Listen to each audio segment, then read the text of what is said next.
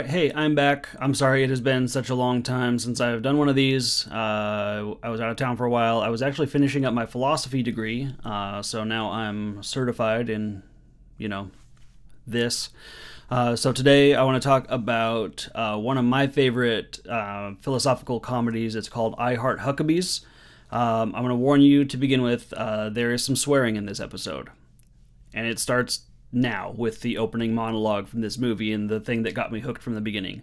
So we've got Jason Schwartzman. He comes out. He's our main character, and this is his opening monologue. My best impression. Here we go. Motherfucking cocksucker. Motherfucking shit. Fucker. What am I doing? What am I doing? I don't know what I'm doing. I'm doing the best I can. I know that's all I can ask of myself. Is that good enough? Is my work doing any good? Is anybody paying attention? Is it hopeless to try and change things? The African guy is a sign, right? Because if he isn't, then nothing in this world makes any sense to me. I'm fucked. Maybe I should quit. Don't quit. Maybe I should just fucking quit. Don't quit. Don't fucking quit. I don't know what the fuck I'm supposed to fucking do anymore. Fucker. Fuck. Shit. So that opening monologue got me hooked on this movie, and I knew I was going to freaking love it. So if you look on the IMDb, this is billed as like an existentialist comedy. And David O. Russell is the director. This came out in 2004. And to me, it presents more than just a surface level conflict between nihilism and existentialism. And that's ultimately like what it comes down to, but there's more to it than that. So it also centers around the theme of, since this is a philosophy-based video, I will talk about some of the definitions here. So it centers around themes of hermeneutics. Definition here. Yep.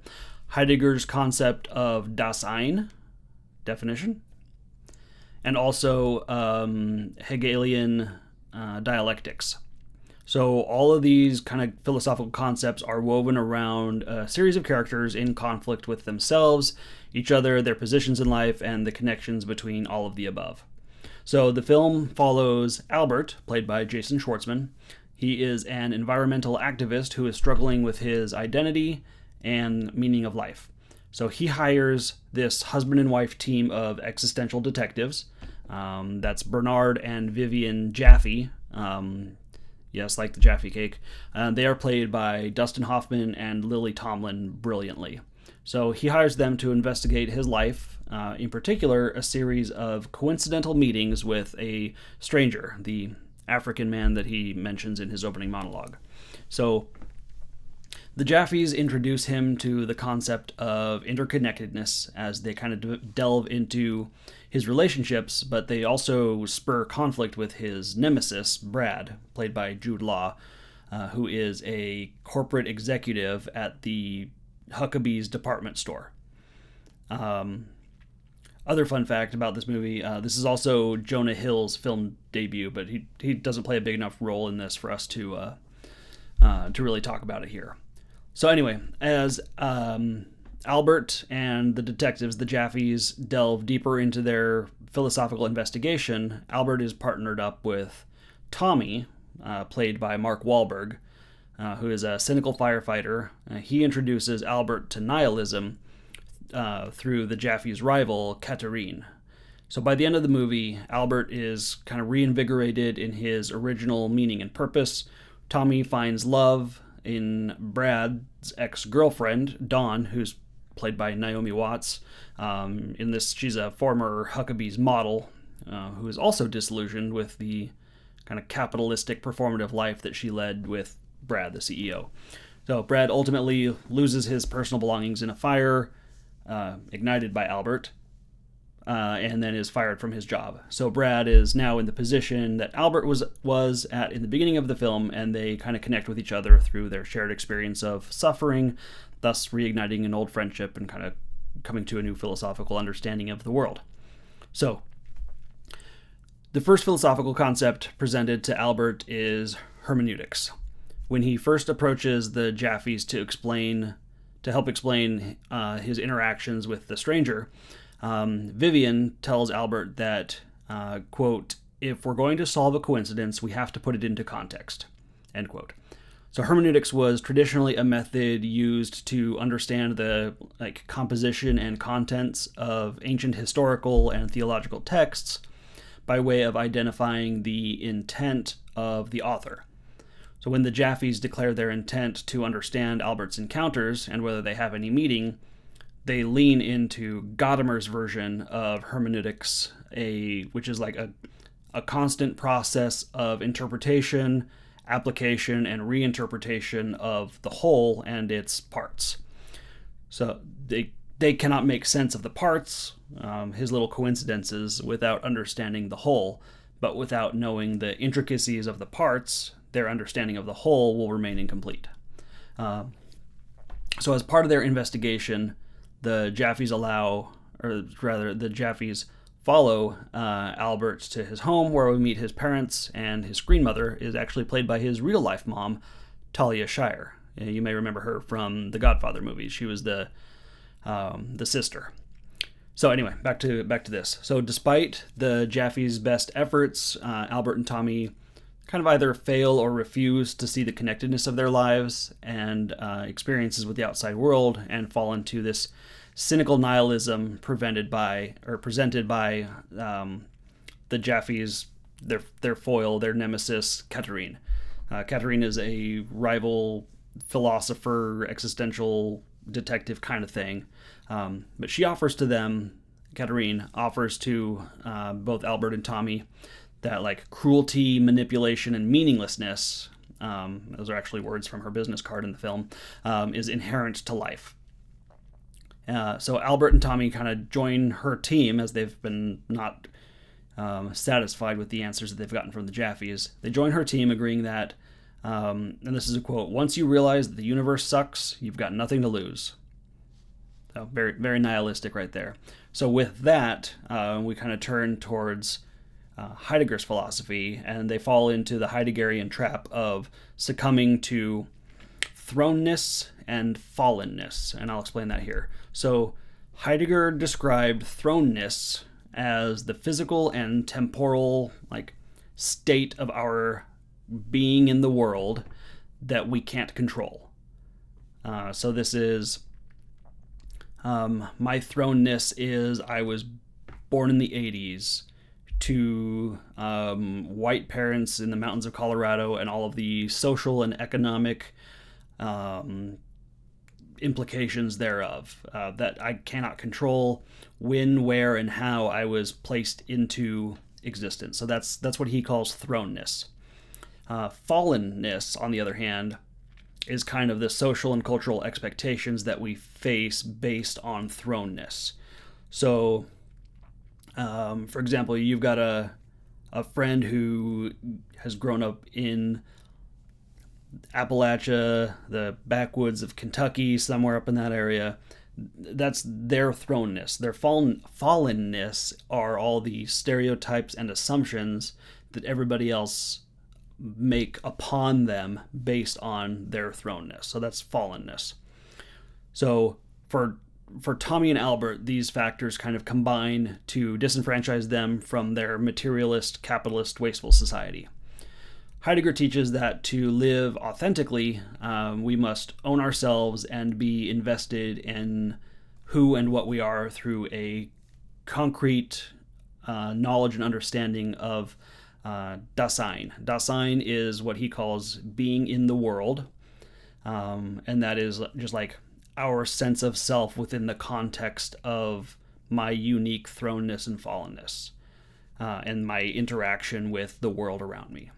And he thinks that we can achieve this owning through a process that he calls care, and that is basically the investment that you make to overcome your thrownness, to overcome your fallenness, to improve your Dasein, or to take control of your Dasein, your being in the world. So these two characters are unable to overcome these anxieties and cannot live authentically, ultimately driving their existential crises.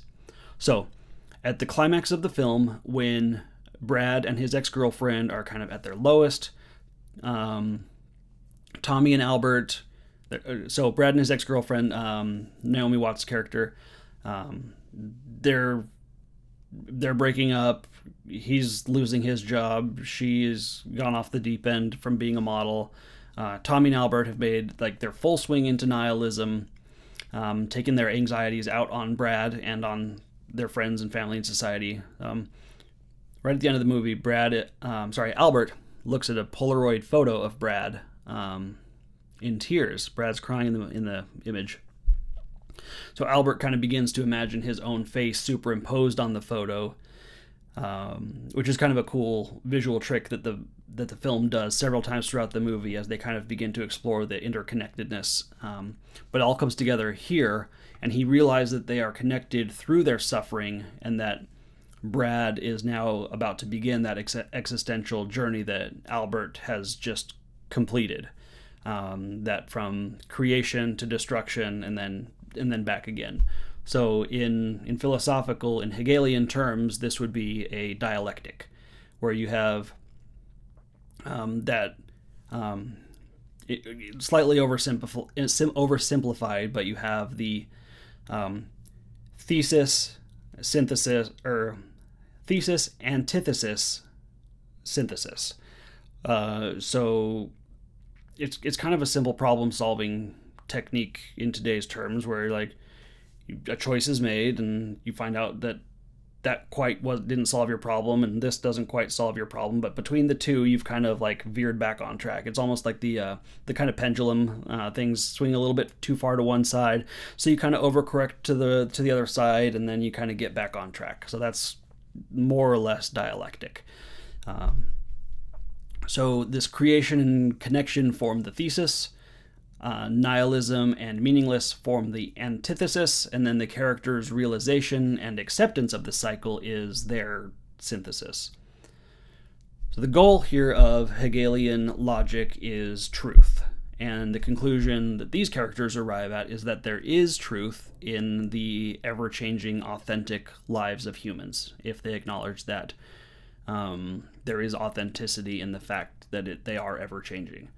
So in a perfect Hegelian synopsis of the dialectic of nihilism and interconnectedness, Albert accuses the Jaffes and Catherine of working together, which, for the record, they deny, and he says to Catherine, "You're too dark," and of the Jaffes, "and you're not dark enough."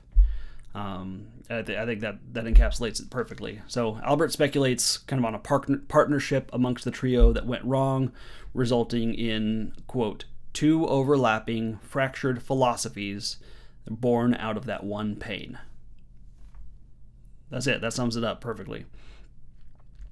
So like most existential philosophical works, this film kind of makes its argument and then leaves the viewer to draw their own conclusions. There are lessons to be learned from nihilism. Some things in life are meaningless. And that's okay. Even the things that are meaningless are connected with each other in their meaninglessness, and there can be synthesis in the oscillation between and the focus on the gap. If we focus on the gaps between the fractured concepts and attention to the kind of interconnected wholeness of being as oneself in the world. So that's kind of how I think this movie, I Heart Huckabee, kind of ties together Heidegger and his Dasein, fallenness, thrownness, and kind of the Hegelian dialectic using nihilism and interconnectedness kind of as those left and right boundaries. So those are my thoughts on I Heart Huckabees. If you haven't seen it, I didn't really go through any big spoilers. I kind of gave you the overall plot arches, but there's so much more in this movie. It's a little weird, but that's part of what I really love so much about it. Highly recommend it. For additional reading, I mentioned a lot of Heidegger and Hegel. Both there's a lot to take from both of those philosophers. Complicated individuals, and kind of integrated in the existentialist movement from the German side of things, and there was a lot going on in Germany as they kind of figured out how to navigate their academics versus their politics, and sometimes those are in conflict with each other, which is a whole other thing. So that's it for today. Thanks, and see you next time. All right, bye.